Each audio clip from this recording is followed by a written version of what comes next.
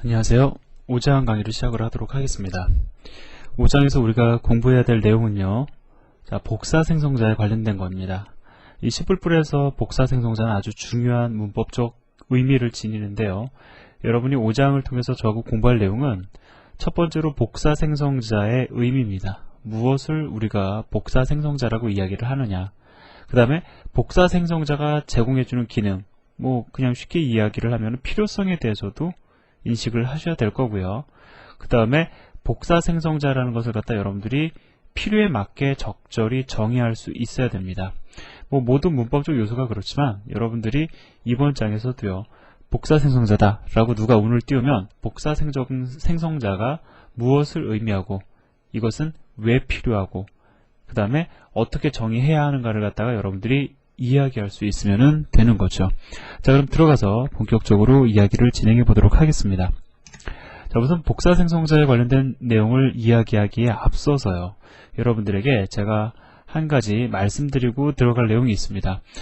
자, 여기 보시면은 제목이 두 가지 형태의 초기화입니다. 초기화를 하는 데 있어서 두 가지 형태가 기본적으로 있다라는 얘기죠. 자, 이 왼쪽에 있는 메인 문을 보면은요, 우리에게 익숙한 변수 선언과 동시에 초기화 있고요. 그 다음에 오른쪽 메인 함수를 보시면은 객체 생성과 동시에 그 다음에 생성 과정에서 호출할 생성자에 대한 정보가 이렇게 포함되어 있는 객체 생성 문장이 있습니다. 자, 우리는 이거하고 이 두 개의 문장을 이미 알고 있죠. 자, 그런데 여러분들 여기 보시면은요, 자, A라는 이름에 AAA죠. 근데 발음이 안 되니까 제가 그냥 A라고 발음을 하겠습니다. A라는 이름의 클래스 객체 A1을 생성을 하는 데 있어서, 자, 지금 보니까는 는 10이라고 해가지고 대입연산자 10. 다시 말씀드리면 마치 객체 생성을 무엇처럼 하고 있습니까? 어떻게 지금 하고 있는 거죠? 그 변수, 기본 자료용 변수를 선언과 동시에 초기화하는 형태로 지금 객체를 생성하려고 하고 있습니다. 여러분들 보시면 이렇게 읽으시기가 쉬워요. A라는 클래스의 객체 A1을 생성을 하는데 그것을 내가 10으로 초기화하겠다. 그냥 풀어서 이야기를 하면 그렇게 되죠. 그런데 그렇게 여러분들이 이해를 하실 경우에는 이해하는 데 있어서 문제가 생길 수가 있습니다. 자, 이 문장은요, 어떠한 형태로 이해가 되냐면, 자, 여러분들이 이렇게 쓰시면은요, 이 문장은 묵시적으로 이렇게 변환이 이루어집니다. 자, 묵시적 변환이 이루어집니다. 자, 우리가 알 수 있는 이러한 형태로 묵시적으로 변환이 이루어져서 객체 생성이 된다라는 거죠. 자, 그러면 여러분도 언뜻 들으시기에는 이러한 형태의 객체 생성과 이러한 형태의 객체 생성은 같다라고 볼 수가 있겠죠. 좀 달리 얘기를 해보면 이 문장을 갖다가 C 스타일로 쓴다라고 했을 경우에 이렇게 쓸 수도 있을 것이다 라고 여러분들 생각할 수 있을 겁니다. 우리가 지금은 그렇게 생각을 해도 전혀 문제가 되지 않습니다. 여러분들 지금은요, 이 문장이나 10불불에서는 같다라고 생각을 하세요. 다만 한 가지 더 기억하고 계실 사항은 어떻게 같게 되느냐, 그냥 같은 것이 아니라 이 문장이 이러한 형태로 묵시적으로 변환되기 때문에 같은 거다. 요 두 가지 사항만 기억을 하시기 바랍니다. 자, 그래서 제가 요거를 갖다가 말씀을 드리는 이유는요, 우리가 지금 공부하는 내용이 복사생성자죠. 복사생성자에서 또한 중요한 요소가 뭐냐면 복사생성자가 언제 호출되느냐, 그 호출 시기를 여러분들이 이해하시는 것이 중요한데, 그때 제가 이거에 관련된 문장을 구성을 할 겁니다. 그러니까 여러분들은 앞으로 객체 생성 문장에 있어서 이러한 형태 반드시 이렇게 생각을 하셔야지, A1을 갖다가 10으로 초기화한다, 단순히 그렇게 생각해서는 절대 우리가 완벽히 이해할 수가 없습니다. 이 문장은 이러한 형태로 여러분들이 바꿔서 생각을 해주시기를 부탁을 드립니다. 자, 마찬가지로요, 객체 생성과 유사한 형태로 변수를 선언과 동시에 초기화할 수도 있습니다. 자, 이거 좀 어떤 형태냐면은 이렇게 읽을 수도 있을 거예요. 나는 int라는 클래스의 객체를 생성하면서, 자, 이름을 vel1이라고 주고 객체 생성 과정에서 20이라는 정수를 받을 수 있는 생성자를 호출하겠다. 만약에 int가 기본 자료용이 아니라 클래스 이름이라면 우리가 이렇게 해석을 해야 됐을 거라고요. 하지만 이거는 int는 기본 자료용이죠. 자, 기본 자료용인 경우에 이 문장은 어떠한 의미로 해석이 되냐면 vel1이라는 변수를 20으로 초기화하겠다라는 의미가 되는 겁니다. 즉 이거하고 이거는요, 완전히 100% 같은 문장이에요. 자, 그래서 보통은 사람들이 이것을 갖다가 C 스타일의 초기화 문장이라고 이야기를 하고요. 자, 이것을 C++ 스타일의 초기화 문장이라고 이야기를 합니다. 자, 이거에 관련된 내용은 이제 이것을 확장해서 뭔가 좀 이야기가 진행이 돼야 되는데, 자, 그거는 아마 이제 다음 시간 강의에서 이어질 거고요. 자, 일단은 여기서 이 얘기는 마무리를 짓도록 하겠습니다. 자, 그러면은 복사 생성자를 갖다 공부하기 위해서 우리가 클래스 하나를 보도록 하겠습니다. 자, 이 A라는 클래스는요, 여러분들에게 복사 생성자가 무엇인지를 갖다가 설명하기 위한 클래스니까 뭐 가볍게 봐주시기를 바랍니다. 지금 보니까 뭐 멤버 변수도 없고요.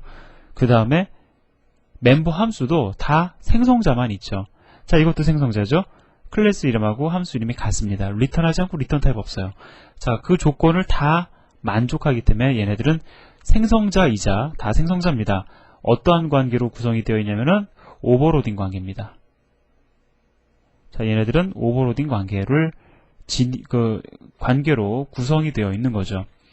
자, 그러면은 여러분들 지금 뭐 복사 생성자를 공부한다라는 개념을 잠깐 잊으시고요.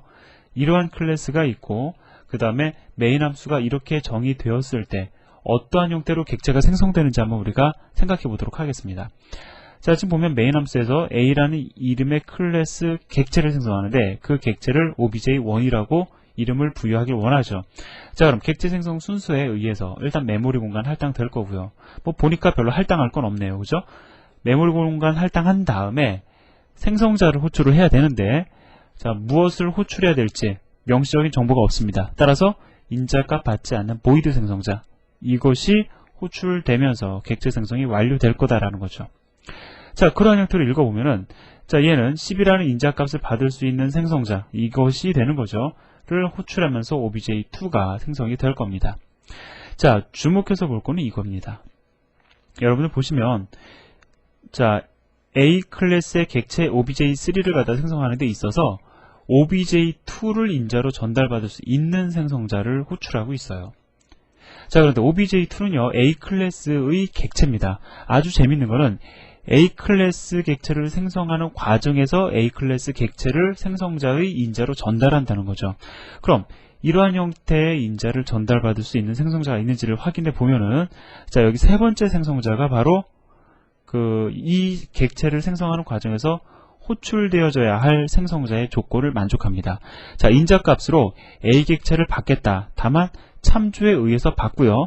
받는 인자를 갖다가 나는 컨스트로 선언을 하겠다라는 거죠. 다시 말씀을 드리면 내가 A라는 이름으로 받는데 그 받아진 객체를 나는 데이터 조작 안 하겠다라는 뜻이 되는 겁니다. 자, 그래서 결과적으로 이 생성자가 호출되면서 객체 생성이 완료가 되는데요. 자, 이러한 형태의 생성자를 가리켜 무엇이라고 얘기를 하냐면 복사 생성자라고 이야기를 합니다. 자, 왜 복사 생성자라고 그 이름이 붙여졌냐면요. 죄송합니다. 자, 왜 이름이 복사 생성자라고 붙여졌냐면은, 일단 먼저 정의부터 제가 내리고 전개를 하겠습니다. 여러분들이 조금 이따 저하고 비교하면 같이 확인하실 수 있는 내용인데, 이 생성자는 복사를 하기 위한 용도로 사용될 수 있는 생성자입니다. 그래서 복사 생성자예요. 자, 그런데 너무 복사 생성자를 복잡하게 생각하지 마세요. 자, 지금 형태가 어떻습니까? A라는 클래스 안에 존재하는 생성자 중에서 A 클래스 객체를 인자로 받을 수 있는, 즉, 뭐 이걸 어떻게 한마디로 정의를 하는 게 좋을까요? 그냥 자기 자신을 인자로 받을 수 있는, 이렇게 하면 좀 얘기가 적절하지는 않고요. 그 생성자의 이름에 해당하는 클래스의 객체를 인자로 받을 수 있는, 뭐 이렇게 읽으셔도 뭐 나쁘진 않을 것 같습니다. 뭐 나름대로 여러분들이 한번 말을 만들어 보시고요. 일단은 복사 생성자 자체는 여러분들이 지금 이 구조를 통해서 이해하시는 것이 훨씬 더 좋을 거라고 생각이 들어요. 자, 그래서 이러한 형태의 생성자를 가리켜 우리가 복사 생성자라고 이야기를 합니다. 그런데 복사 생성자도 생성자예요. 지금 여러분들 여기서 보시면은요, 총 몇 개의 객체가 생성되고 있냐면은 3개의 객체가 생성되고 있죠. 자, 그럼 3개의 객체가 생성되고 있다라는 것은 생성자가 총 몇 번 호출됐다라는 얘기가 됩니까? 생성자가 총 3번 호출됐다라는 이야기가 되는 거죠. 자, 그 중에서 한 번이 복사 생성자입니다. 그렇게 되는 거죠. 자, 각각 한 번씩 호출됐으니까 3번의 생성자 호출 중에서 한 번이 복사 생성자다라는 거예요. 그래서 복사 생성자라고 해서 다른 개념이 아니고요. 복사 생성자도 이렇게 우리가 다이어그램으로 그려보면은요. 자, 생성자의 범주 내에 복사 생성자가 포함되어 있는 겁니다. 따라서 객체 생성 과정에서 우리가 일반적으로 이야기하는 생성자가 호출될 수도 있는 거고, 경우에 따라서는 자, 이러한 경우죠. 복사 생성자가 호출될 수도 있다라는 겁니다. 자, 그래서 지금 여러분들에게 저는 요 예제를 통해서 복사 생성자의 형태만을 말씀을 드린 겁니다. 이게 왜 필요하고 어떠한 용도로 사용이 되는지, 자, 이것에 대해서는 제가 여러분들에게 전혀 언급한 바가 없죠. 자, 이제부터 복사 생성자의 그 형태를 우리가 공부를 했으니까 어떤 그 복사 생성자가 지니고 있는 의미, 그 다음에 기능적인 요소들을 보도록 하겠습니다. 자, 일단 예제를 하나 보고서 우리가 얘기를 좀 해보도록 하죠. 자, 카피컨 2.cpp를 저하고 같이 실행을 해보시면서 그 복사 생성자에 대한 여러 가지 얘기를 조금 더 해보도록 하겠습니다.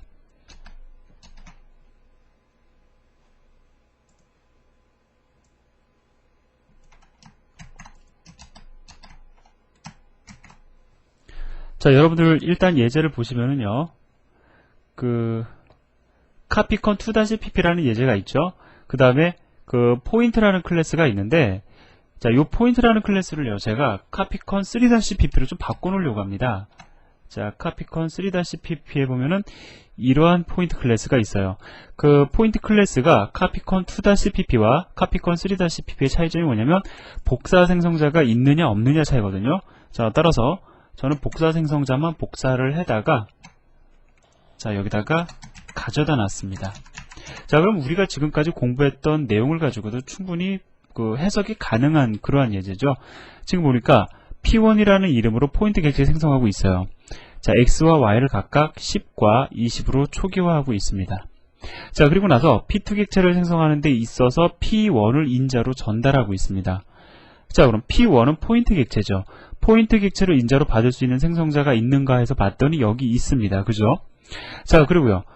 P 객체의 X, P 객체의 Y 값을 갖다가 멤버를 초기화하는 데 사용하고 있습니다. 그죠? 그럼 이 연산을 통해서 이 생성자 호출을 통해서 P2의 X와 P2의 Y는 어떠한 값으로 초기화가 되냐면 P1의 X 값과 P1의 Y 값으로 초기화가 될 겁니다. 뭐 이 정도는 제가 여러분들에게 그림을 그려서 설명 안 드려도 쉽게 여러분들이 이해하실 수 있으실 거예요. 자, 그러면 왜 얘를 복사 생성자라고 이야기하는지 다시 한번 볼까요? 자, 지금 보니까 우리가 P1 객체를 생성을 했는데 우리가 P2 객체를 생성하되 P1이 지니고 있는 멤버 변수 값으로 P2 값을 갖다가 복사하기를 원합니다. 다시 한번 얘기해 볼게요. P1이 지니고 있는 멤버 값을 갖다가 P2 객체의 멤버를 초기화하는 데 사용하기를 원합니다.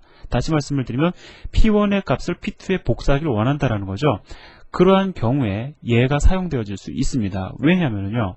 자, 쉽게 생각을 해보시면 지금 P1이 인자로 전달되고 있어요. 자, 이 생성자는요. 복사의 대상이 되는 P1을 인자로 받습니다. 그것도 참조로 받고 있죠. 따라서 P라는 이름을 가지고 P1에 접근이 가능해지죠. P라는 이름을 가지고 P1에 접근이 가능하다는 얘기는 P1의 X값과 Y값, 즉 멤버 값들을 갖다가 다 내가 참조해낼 수 있다는 겁니다. 자, 쉽게 생각을 해보시면요. 내가 P2의 X, Y 값을 P1의 X, Y 값으로 초기화시켜주길 원하면 P1이라는 객체에 접근이 가능해야 되잖아요. 그죠? 바로 이 포인트 클래스는 그것을 가능하게 합니다. P라는 이름을 통해서 P1 객체에 접근을 가능하게 해준다는 거예요. 자, 그럼 상대적으로 이 포인트 클래스, 이 포인트 생성자는요, 자기가 복사하고자 원하는 그 객체의 멤버에 접근이 가능합니까? 불가능하죠. 물론 P1의 X값과 그 Y값을 인자로 전달할 수는 있을지 모르지만 복사하고자 원하는 대상에 직접적으로 접근하는 것은 불가능하다라는 겁니다. 그래서 얘를 가리켜 우리가 생성자는 생성자인데 복사하는 용도로 사용할 수 있다라고 해서 복사 생성자라고 이야기를 하는 거예요. 자, 그럼 실제로 출력 결과를 보도록 하죠. P1의 show 데이터, P2의 show 데이터 함수로 줄여서 각각의 객체가 지니고 있는 X값과 Y값을 출력하고 있습니다. 자, 컴파일을 하고요.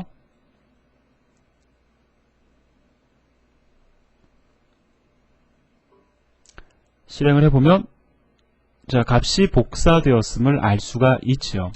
자, 그러면 이번엔 좀 더 재밌는 형태로 예제를 만들어 보도록 하겠습니다.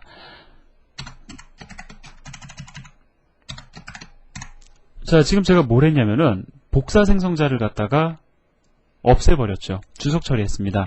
자, 그러면 우리가 지금까지 알고 있는 지식으로 보면은요, 그 P2 객체를 생성하는 데 있어서 P1을 인자로 받을 수 있는 생성자 있습니까? 없습니까? 우리 눈으로 보면은 안 보여요. 없다라는 거죠. 자, 그렇기 때문에 P1을 인자로 전달받을 수 있는 생성자가 없기 때문에 아마도 컴파일 에러가 발생이 될 거다라고 우리는 여기서 결론을 내릴 수가 있습니다. 그죠? 적절한 생성자 찾지 못하니까 당연히 컴파일 에러 발생하겠죠. 자, 그럼 실제로 그런지 한번 컴파일을 해보겠습니다. 자, 컴파일 해봤더니 전혀 문제가 안 생기네요. 그죠? 자, 그럼 여기서 우리가 한 가지 유출을 해볼 내용이 있는데, 자, 이러한 형태의 객체 생성을 허용했다라는 얘기는 이러한 생성자가 존재한다라는 겁니다. 그죠? 자, 이러한 형태의 생성자가 존재한다라는 거죠. 근데 우리가 제공해주지 않았습니다. 그런데도 컴파일 타임에 문제가 안 생겼다라는 것은 이러한 생성자가 존재한다라는 건데, 우리가 제공해주지 않았음에도 불구하고 이러한 형태의 생성자, 즉 복사 생성자가 존재한다라는 것은 우리가 어떻게 이해할 수 있냐면은 컴파일러에 의해서 자동으로 제공이 되었다라는 것을 우리가 생각해 볼 수 있다라는 거죠. 자, 결론을 내리겠습니다.